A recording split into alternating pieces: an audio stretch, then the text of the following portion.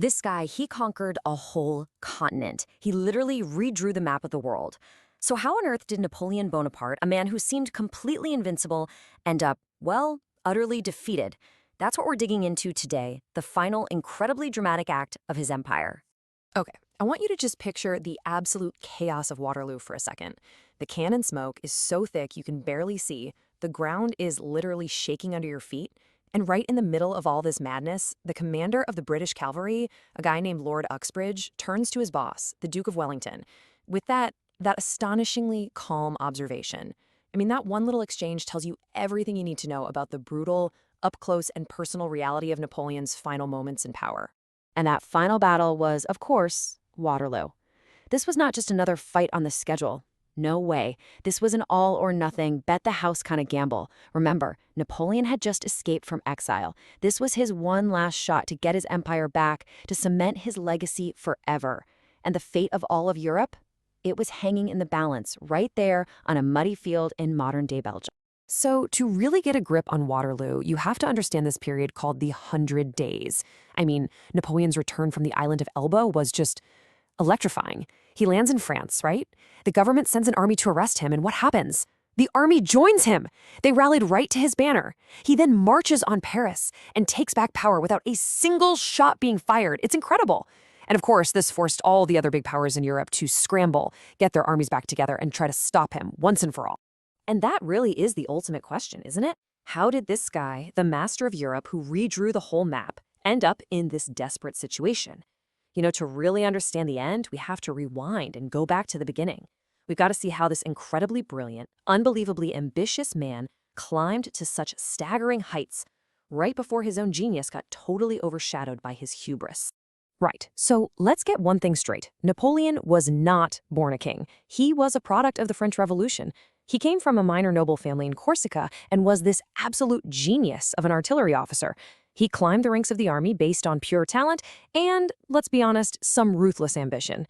He saw all the chaos happening in revolutionary France and saw an opportunity. And man, did he seize it. And his rise to power was just meteoric. In 1799, boom, he launches a coup and basically becomes the ruler of France. Then, just 5 years after that, in this moment of just supreme confidence, or arrogance, you pick, he literally takes the crown from the Pope during his own coronation and puts it on his own head. Can you imagine? And for the next 5 years, his army, the famous Grande Armée, just seemed completely unstoppable. They just rolled over one European coalition after another. And on the battlefield, his genius was just undeniable.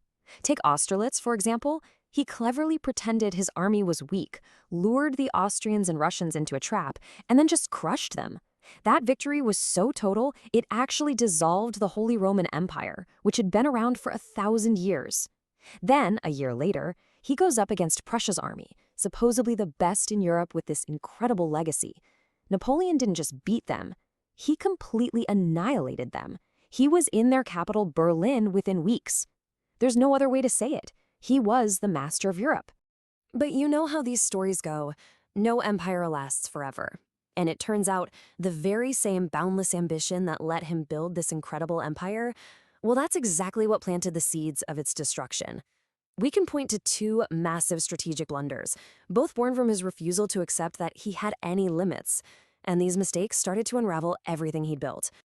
Okay, so first blunder. After his navy got smashed by the British at the Battle of Trafalgar, Napoleon knew he couldn't beat them at sea. So he thought, all right, if I can't invade them, I'll bankrupt them.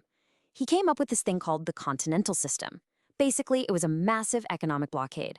He forbade any country he controlled from trading with Britain. The problem? The plan completely backfired. It hurt the economies of his allies more than Britain's, it created a ton of resentment, and trying to enforce it was a constant, expensive nightmare. And that nightmare of enforcement, it led him straight into Spain. See, Portugal was ignoring the blockade, so to shut them down, he had to invade the whole Iberian Peninsula. This kicked off a vicious, brutal guerrilla conflict that became known as the Peninsular War. With help from the British, led by the guy who would become the Duke of Wellington, Spanish fighters just bled the French army dry year after year. Napoleon himself called it his Spanish ulcer, a painful, open wound that just would not heal. Now for the second, even bigger blunder. I want you to just think about this number for a second. 600,000. That is the size of the army, the Grande Armée, that Napoleon marched into Russia in 1812. It was the largest European army ever seen. And why? Because Tsar Alexander I had started trading with Britain again, and Napoleon was going to make an example out of him. And this, right here, was the real turning point. It was an absolute catastrophe. The Russians were smart. They refused to fight a big, decisive battle. Instead, they just kept retreating, burning everything behind them, a scorched earth strategy. So Napoleon gets to Moscow, but it's empty and on fire. He has no supplies, and winter is coming. He had no choice but to order one of the most horrific retreats in all of history. Starvation, constant raids by Cossacks, and that unbelievably brutal Russian winter just destroyed his army. Of all those who reached Moscow, fewer than 10,000 made it out alive. The Grande Armée was completely and utterly shattered. But even inside a disaster of that scale, you find these moments of just unbelievable human spirit. One of Napoleon's commanders, Marshal Michel Ney, they called him the bravest of the brave, was in charge of the rear guard, and he fought with this insane courage against impossible odds to save what was left of the army. He was famously the very last French soldier to cross the river out of Russia. It's just a sliver of heroism in the middle of a total nightmare. You can bet the rest of Europe was watching. And that disaster in Russia, it was like a giant neon sign flashing, Napoleon is vulnerable. All of his enemies, Russia, Prussia, Austria, Sweden, with Britain funding the whole thing, they smelled blood in the water. They formed a massive new coalition with one single goal: finish him. So this new campaign all came to a head at the Battle of Leipzig. They called it the Battle of Nations, and you can see why. For the first time, Napoleon was facing a coordinated enemy that massively outnumbered him. I mean, look at those numbers. He was completely trapped. And the battle was just one disaster after another. First, he's totally outnumbered. Then, in the middle of the fighting, his German allies literally switch sides and start shooting at the French. So they try to retreat, but there's only one bridge to get across. And what happens? Someone blows up the bridge too early, trapping tens of thousands of his soldiers on the wrong side of the river.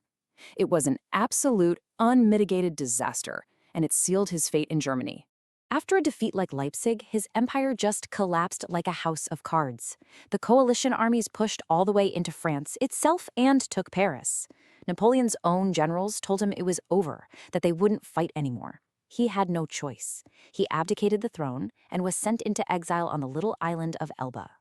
And for the whole world, it looked like the crazy, chaotic Napoleonic era was finally over. Or so it seemed. All right, so with Napoleon supposedly out of the picture, all the winners, the kings and diplomats of the victorious powers, they all get together for a big meeting called the Congress of Vienna. Their job? To try and put Europe back together again. They wanted to create a new balance of power, one that would hopefully prevent another 20 years of nonstop war and stop another Napoleon from ever showing up again. And their main goal was basically to hit the rewind button, to turn back the clock. France was pushed back to its old pre-war borders. They created strong buffer states around it to keep it contained, like giving Prussia more territory in the west and combining the Netherlands and Belgium. The old royal families were put back on their thrones, and the whole map of Europe was redrawn, all in the name of stability. But back in France, things were complicated.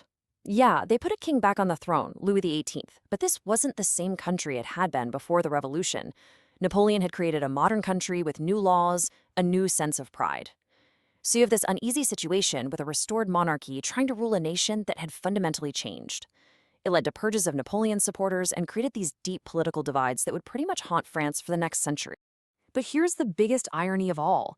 In trying to create one giant French-dominated empire, Napoleon accidentally unleashed one of the most powerful forces of the modern world: nationalism.